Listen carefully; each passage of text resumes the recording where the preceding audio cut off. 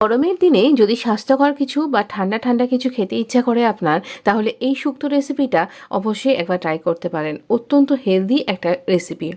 এই রেসিপিটা আপনি একটা স্পেশাল মশলার সাহায্যে আরও অনেক বেশি একে এনহ্যান্স করতে পারেন, আর এর স্বাদ হয়ে যাবে একেবারে অতুলনীয়। শুক্তো রেসিপিতে আমি খুব মিনিমাম ইনগ্রেডিয়েন্টস ব্যবহার করেছি। হাতের কাছে যা কিছু ছিল সেই সব সবজি দিয়ে আর এই মশলা দিয়ে তৈরি করেছি।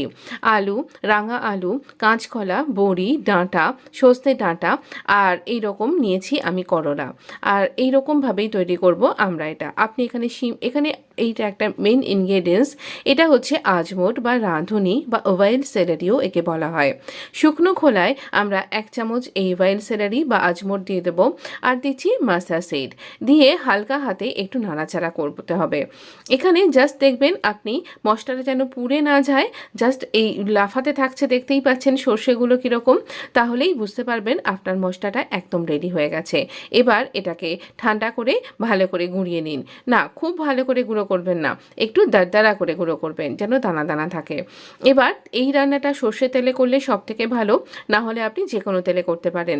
তো এখানে আমি বড়িগুলোকে, ডালের বড়ি, কলাইয়ের ডালের বড়ি বা বিউলির ডালের বড়ি বলেই মুদিখানার দোকানে পেয়ে যাবেন। এছাড়া আপনি অন্য সমস্ত গ্রসারি স্টোরসেও পেয়ে যাবেন। তো এরকম লাল লাল করে ভাজতে হবে, নাহলে কিন্তু ভেতরটা কাঁচা থেকে যাবে। আমরা এখানে বড়িটাকে ভেজে নিলাম। ওই তেলের মধ্যেই আমরা প্রথমে এই করলাগুলোকে ভাজবো। দেখুন, করলাগুলোকে সাধারণ যেভাবে ভাজা হয় তার থেকে একটু অন্য রকম করে কাট করেছি। শুক্তোতে এই রকম করেই কিন্তু করলাগুলোকে কাট করতে হয়, একটু লম্বা লম্বা সরু সরু করে। তো এইভাবে কাট করে নিয়ে এটাকে আমরা ভালো করে ভেজে নেব। আমাদের ভালো করে ভাজা হয়ে গেছে, খুব লাল করে ভাজবেন না। তো এইরকম করে ভেজে নেব যাতে এর কালারটা চেঞ্জ না হয়, সেইভাবে ভাজতে হবে। এবার এর মধ্যে কিছু ফোড়ন দেব, দিচ্ছি 5 ফোড়ন, আর 5 ফোড়নের সাথে ওই আজমোটো একটু দিয়ে দেবো। এবার দিচ্ছি আলুগুলোকে, আলু আর এরকম রাঙা আলু। এছাড়া আপনি এর মধ্যে কচু দিতে পারেন, বরবটি, শিম, বা আপনার কাছে হাতের কাছে যা কিছু সবজি আপনার কাছে রয়েছে তাই দিতে পারেন। আমি এই ডাঁটাগুলো কেন ওই জিপলক পাউচে রেখেছিলাম বলুন তো? আমি এগুলো ফ্রিজারের মধ্যে রেখে দিয়েছিলাম। হাতে যখন সময় থাকে আর ডাঁটাটা যখন রান্না করার মতন কিছু নেই, সেই সময়তে আমি এই ডাঁটাগুলোকে ভালো করে পরিষ্কার করে ছাড়িয়ে ধুয়ে জিপলক পাউচে রেখে দিই, নাহলে ডাঁটা ভীষণ শুকিয়ে যায়। ফ্রিজের মধ্যে এমনি রাখলেও শুকিয়ে যায়। আপনিও এই পদ্ধতি অবলম্বন করতে পারেন, অনেক দিন পর্যন্ত ডাঁটাকে কিন্তু স্টোর করে রাখা যায়। তো এই রকমভাবে ভালো করে আমরা ভেজে নেব, আর একটুখানি ধিমে আঁচে ভাজবো। এই দেখুন, রাঙা আলুটা সব থেকে শেষে দেবেন। রাঙা আলু কিন্তু খুব তাড়াতাড়ি কিন্তু ভাজা হয়ে যায়, সেদ্ধ হয়ে যায়। তো রাঙা আলুটা এই জন্য সব থেকে শেষে দিলাম। আর এই রাঙালু বা এই সমস্ত সবজিগুলো গরমের দিনে খাওয়া খুব উপকার। আপনার বাড়িতে যদি বাচ্চা আছে তাহলে অবশ্যই তাকেও এটা দিতে পারেন। খুব সুস্বাদু, শরীরকে ঠান্ডা রাখতে সাহায্য করে, হজমেও সাহায্য হয়। তো আমরা এখানে নুন হলুদ দিয়ে দিলাম পরিমাণ মতন, যতখানি আমার সবজি।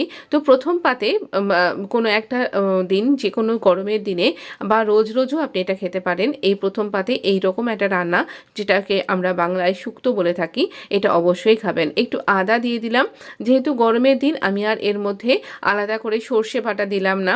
তো যেহেতু সর্ষে মশলার মধ্যেই দেওয়া আছে, এটা একটু মিষ্টি মিষ্টি হবে।